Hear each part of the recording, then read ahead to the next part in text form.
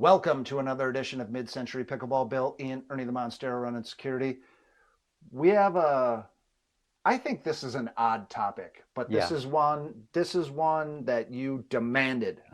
Yeah. You demanded. So, and you're responding to Zane Navratil. Yeah. So Millie Rain on the squeeze hits a net cord winner past Gabe Tardio of the show.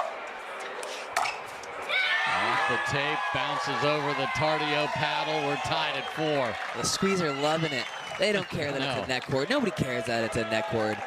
Net cords are a skill in professional pickleball. There it is. You look at the best players in the world, they're the ones that get the most net cord. What do you think of that? Interesting. I have thoughts on that. What do you think of that? It sounds like you agree with him. I do not agree with him. Okay. Why is that? So I'm not a professional player. I'm not close to a professional player. Right. Neither am I.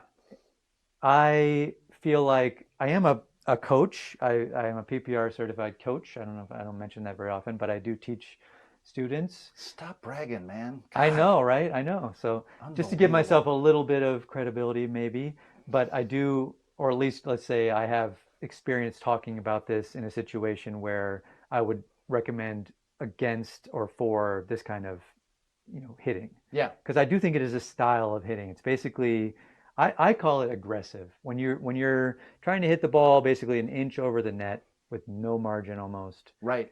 And the error is going to be that you clip the net, right? Yes, I think a rec player should cover their ears when they hear when they hear. Well, he did say professional like players. Yes, of course. So that's another question. I think it's bad advice, maybe universally, for an amateur player. For rec players, yeah, absolutely, sure. Right. If you're not at that level where you can really hit within that little tiny margin that they're looking for, maybe. I personally don't. I mean, when I watch professional players, I don't feel like they're aiming for an inch over the net either.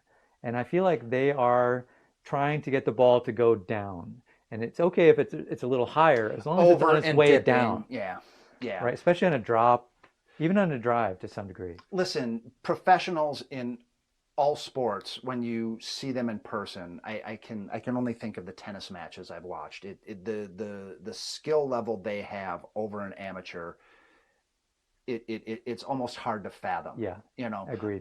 Someone wrote a book about this. Andy Roddick beat me with a frying pan. Mm-hmm. Like, Roddick took a literal frying pan and knocked around a very good tennis player with a tennis racket. So these pros do stuff that we are not even able to imagine yet.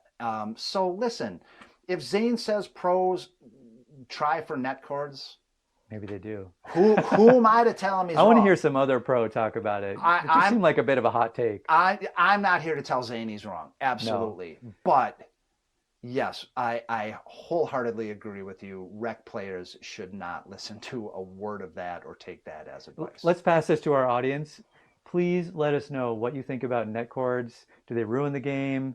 Do you know people that get a ton of them and they really miss a lot into the net as well and just kind of ruin points? Or is it something that you're looking and you're happy to get? I always apologize profusely, even if I don't really mean it. You do the wave like, I'm very sorry, but I'm just that good.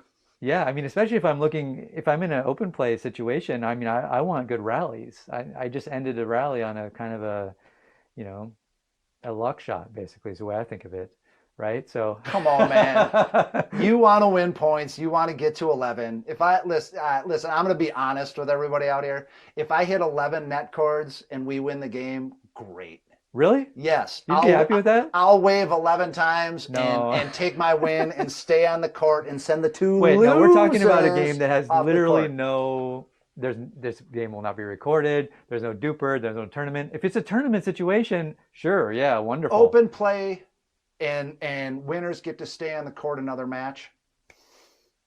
Let's go. So there's something at stake. Let's go. A little bit.